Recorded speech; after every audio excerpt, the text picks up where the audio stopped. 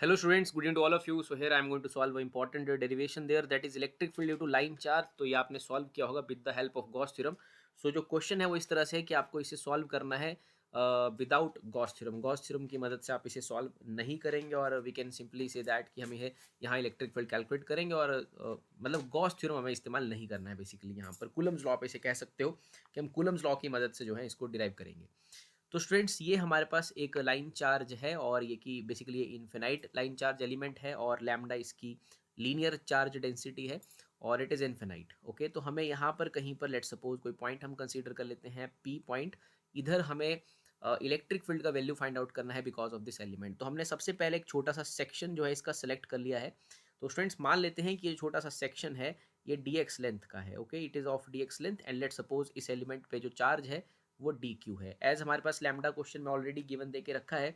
सो lambda का formula रहेगा it is simply D Q upon D x. क्योंकि मैंने एलिमेंट डी एक्स लेंथ का लिया है तो यहाँ से मैं ये रिलेशन लिख सकता हूँ D Q is equal to lambda into D X. Lambda तो यूनिफॉर्म है यहाँ पर, तो डी एक्स एलिमेंट पे जो चार्ज है D Q in terms of lambda, D Q का वैल्यू आ जाएगा लैम्डा की टर्म्स में D Q lambda D x. तो हम क्या करेंगे, पॉइंट पी पे इलेक्ट्रिक फील्ड कैलकुलेट करेंगे. तो सबसे पहले हमने एक छोटा स्मॉल एलिमेंट कंसीडर किया जो कि यहाँ लेट सपोज ओ पॉइंट से इसको हम सेंटर मान लेते हैं लेट सपोज, और ये यहाँ से एक्स डिस्टेंस पर है और पॉइंट पी जो है यहाँ से वाई डिस्टेंस पर. आप देख रहे हैं इस छोटे से एलिमेंट की वजह से जो फील्ड बनेगा वो डी बनेगा, इससे अवे बनेगा. This is theta, this is theta, तो इस डी के दो कंपोनेंट हो जाएंगे डी कॉस थीटा और डी साइन थीटा. तो इस तरह से दो कंपोनेंट हमें मिल जाएंगे डी के स्टूडेंट्स. बाकी डी की वैल्यू अगर मैं लिखना चाहूँ तो सिंपली आ सकती है this is basically under root X square plus Y square. और अगर मैं डी की वैल्यू लिखूँ इट इज सिंपली लाइक के और क्यू की जगह आएगा यहाँ पर students D Q upon distance का square, that is root X square Y square, but square होने पर उसे आप सिंपली राइट कर सकते हो X square upon Y square. और सिंपली डी का एक्सप्रेशन लिखना है तो बन जाएगा 1/4 pi epsilon naught. It is D Q, it is D Q upon X square plus Y square. तो इसे हम नोट कर लेते हैं, this is the expression for electric field. But now D के दो कंपोनेंट्स हैं, लाइक ऊपर की तरफ आप देख रहे हैं डी कॉस थीटा और ये जो पीछे की तरफ लाइक इसी प्लेन में माइनस एक्सिस की तरफ समझ लीजिए इसे डी साइन थीटा.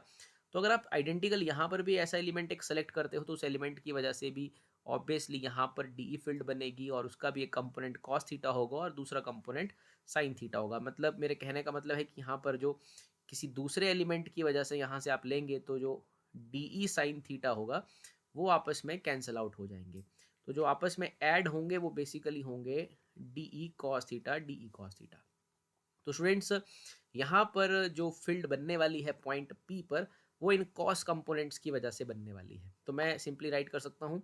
सो जो नेट फील्ड बनेगा यहाँ पर this is E net there, it is simply obtained by integrating that sine components. मैं लिख लेता हूँ it is sorry cos components integrating by the integration of these cos components, ऐसा लिख लिया मैंने. सो डी का इंटीग्रेशन हमें टोटल इलेक्ट्रिक फील्ड यहाँ पर दे देगा. सबसे पहले आपने यही देखना है कि this sine theta components cancel हो रहे हैं, कॉस थीटा कंपोनेंट्स बच रहे हैं, तो नेट फील्ड हमें इंटीग्रेशन की मदद से मिल जाएगी. तो आगे हमें इसमें मैथमेटिक्स करना है और लिमिट्स सेट करने हैं कि क्या लिमिट्स लेने हैं और डी की वैल्यू हमारे पास है स्टूडेंट्स.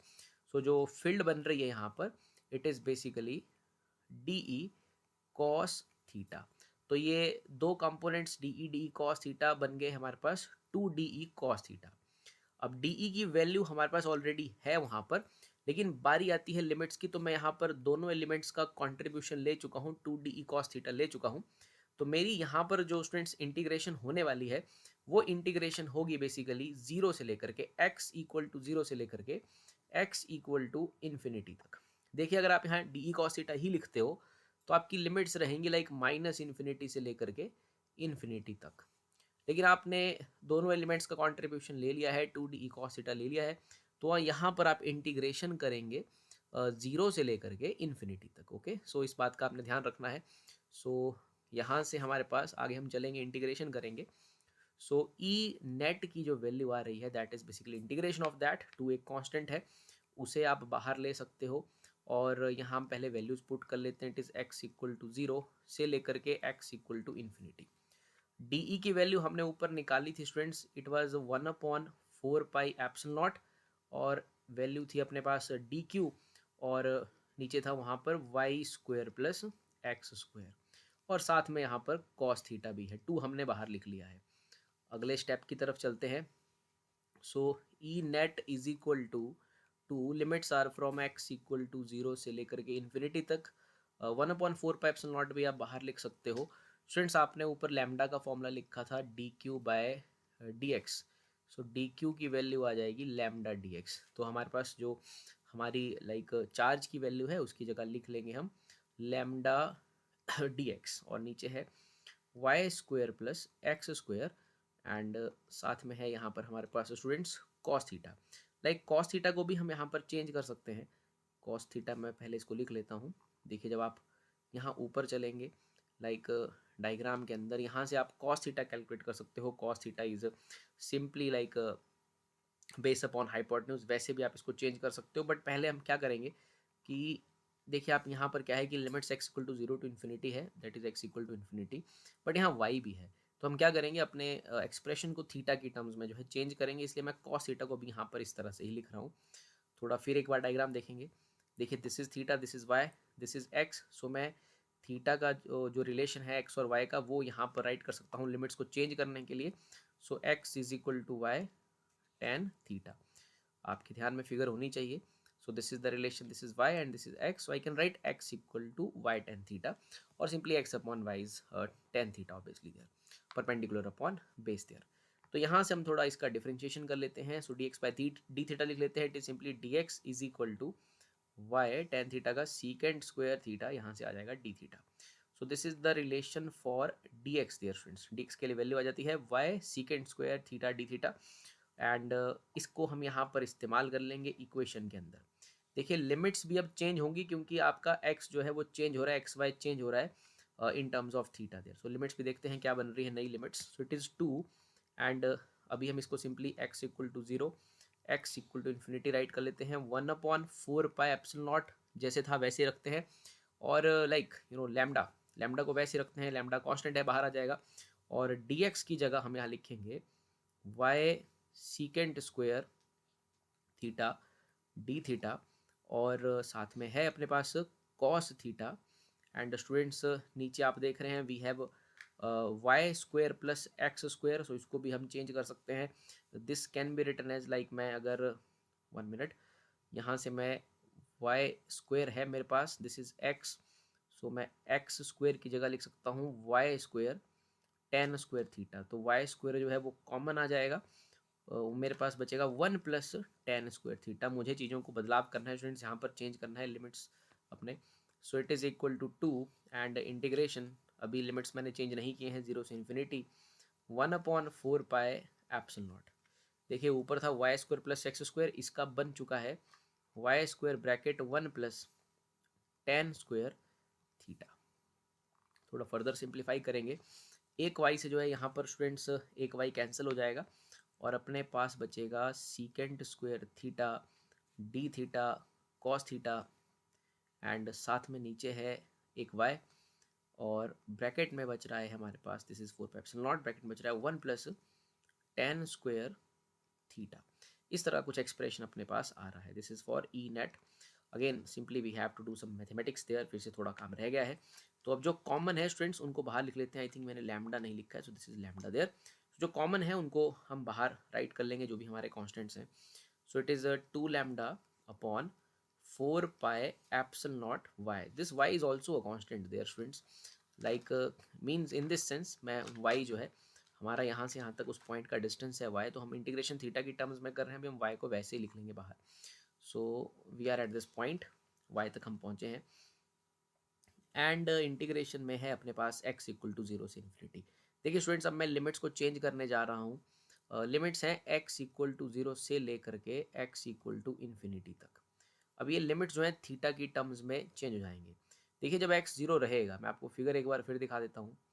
जब x 0 हो जाएगा, बेसिकली x 0 हो जाएगा, तो थीटा का वैल्यू जो है वो 0 हो जाएगा। तो यहाँ से x 0 को चेंज करना है थीटा की टर्म्स में, तो x 0 पे थीटा 0 रहेगा, और जब x की वैल्यू इन्फिनाइट है तो स्टूडेंट्स थीटा की वैल्यू जो है वो 90 हो जाएगी पाई/2। इस बात को आपने एनालाइज करना है। जब x की वैल्यू इन्फिनाइट हो जाएगी तो it is a very large distance, so this angle get reduced, and this is 90, so this is also appearing to be 90. Okay, so theta की जो वैल्यू है वो अभी 90 बन जाएगी. तो लिमिट्स यहाँ हम चेंज कर लेते हैं.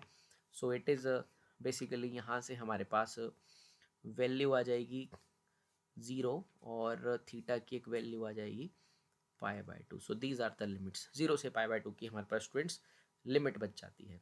सो यहाँ पर रिलेशन है 1 + tan² थीटा. ये जो है आपस में सेटल कैंसिल आउट हो जाएंगे. Then we have cos theta D theta. यही हमारे पास बचेगा लास्ट में, cos theta D theta. Y students हमने लिमिट से बाहर ले लिया है. वाई बेसिकली वो पॉइंट है जहाँ पर हम फील्ड निकालने वाले हैं. तो फिर वाई अगर एक्सप्रेशन में बाहर रहेगा तो अलग अलग वाई पे हम y की वैल्यूज पुट करके उन पॉइंट्स पे फील्ड निकाल सकते हैं. जैसे p पॉइंट है, y दूर है वायर से, तो y को अभी इंटीग्रेशन में लाने की कोई ज़रूरत नहीं है अपने को, हम इसे बाहर लिख लेंगे. So now this is the expression. Now we simply equate this. So 2 lambda 4 π ε0 y. देखिए y वो पॉइंट है जहाँ फील्ड निकालनी है. So no need to worry about the y there. देखते हैं अभी इसको इंटीग्रेट कर लेते हैं. So cot theta D theta की हम इंटीग्रेशन सॉल्व कर लेंगे. It is simply sine theta cos theta की आ जाएगी और लिमिट्स हैं 0 से लेकर के π/2 तक. थोड़ा नीचे सॉल्व करते हैं. It is 2 lambda 4 π ε0 y. So upper limit is 90, so sine 90 is 1, so 1 - 0. So expression हमारे पास आ रहा है 2 लैम्डा अपॉन 4 π ε0 y. सो 2 से 2 जो है वो कैंसिल हो जाएगा. It is lambda upon 2 π ε0 y. So this is the value of electric field जो हमें मिल रहा है students. This is the net electric field, that is lambda upon 2 π ε0 y. यही रिजल्ट जो है आपको गॉस थ्योरम की मदद से भी मिला होगा. उस केस में आपका आंसर रहा होगा, अगर आपने आर डिस्टेंस लिया होगा, lambda upon 2 π ε0 r. So infinite line charge element, linear एक एलिमेंट की वजह से जो फील्ड मिली थी आपको, that is basically lambda upon 2 π ε0 y. So मैंने इसलिए कहा था कि हमें y की चिंता करने की जरूरत नहीं है. y की वैल्यू 5 होगी तो 5 पुट करेंगे, 6 होगी तो 6 पुट करेंगे, and that field is basically because of positive line charge. So I can simply write at Y cap there. Y cap भी मैं यहाँ लिख सकता हूँ, या अगर वाई के लिए आप जे का इस्तेमाल कर रहे हैं तो you can simply write y की जगह पर, वाई कैप की जगह पर j cap for the direction of electric field. Direction of electric field from line charge is always like away, this type. So that was the y and that is the point p जहाँ आप field निकाल रहे थे. So this is the answer, lambda upon 2 π ε0 y. हमने y लिया था. And यहाँ आपको बस लिमिट्स का ध्यान रखना है. अगर आप इंटीग्रेट करते वक्त यहाँ 2 लिख लेते हो तो लिमिट 0 से इन्फिनिटी रहेंगे, और अगर आप 2 नहीं लिखते हैं तो -∞ से इन्फिनिटी रहेंगे. बट बाद में आपको लिमिट्स चेंज करने पड़े. थीटा की टर्म्स में आपने एक्सप्रेस किया and then limits from 0 to theta is equal to 0 to π/2. With that, thank you very much.